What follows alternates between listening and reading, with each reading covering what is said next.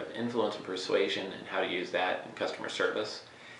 Basically, in this video, we're going to talk about how to use the power of commitment and consistency within customer service. So basically, what does commitment and consistency mean when you're talking about influence and persuasion? To start with, basically, if somebody is committed to working with a university and they're going to take a class at a university and they take one class there, then the next year, if they're going to start a degree program, they're much more likely to start that degree at that same university rather than go through the whole decision-making process of which university they can trust, which one's going to be convenient to access, which one's going to have good teachers. They've already trusted that university once, they're likely to again.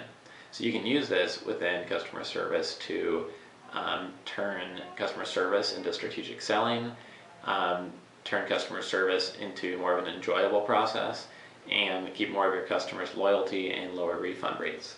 So the first thing to do is to get people just to try stuff out.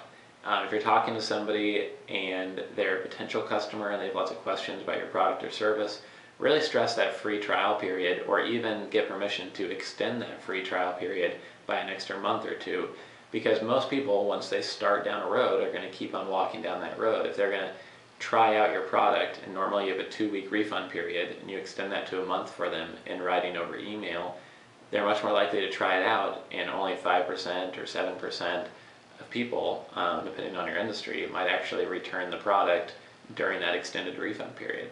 So in most cases, it's going to be profitable to do whatever you can just to get people to try out your product or service. The second tip is to basically remember that current clients that are constant complainers are still valuable customers. Most people who are complaining, like the product enough that they want to continue using it, or they want to continue using the service, but they're just disappointed in one thing. And that means a couple things. One, it's a valuable time to gather feedback on your product or service and how to improve it. And second is this is a chance to over-deliver. I think there's an excuse in customer service where people feel like they're very busy and they don't know how they can over-deliver. Well, the way that you over-deliver in a practical way is when people are most pissed off and angry and impatient, you're very patient back and you give them more than what they're asking for back. If somebody is saying that they bought some coaching from you and they thought your book was included, and now they're mad because they have to go buy your $20 book plus pay for $200 worth of your coaching, you can over-deliver to them by saying, not only are we going to send you this book for free, even though it's not, and it's just a miscommunication on our part, we're also going to send you our audio program for free. And we'll put both of those in the mail for you today. You should have them in 2 days. So that would be a great example of over-delivering to a client and making them much more loyal to your business. Another example of how to apply commitment and consistency to customer service is to have policies, internal policies, that every phone call and email will be answered to or returned to within less than 1 business day.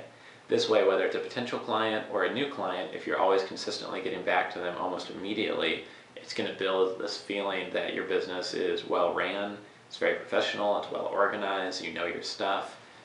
You're not a garage ran part-time business that has no customer service. It's going to make them a more loyal customer. So in short, the 3 ways to use the power of commitment and consistency in customer service is to get them to just try out your product or service any way possible. Remember that complainers are still customers.